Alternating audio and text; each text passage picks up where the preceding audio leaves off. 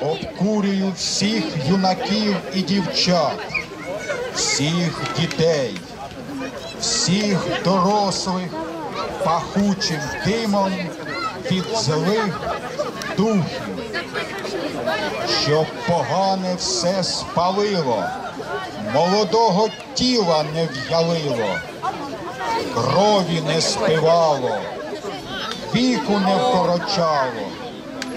Ось тобі плакун і полин. Згинь все нечисте, згинь. Хай палає невгасно ця ватра, без вогню ж бо нічого не варте.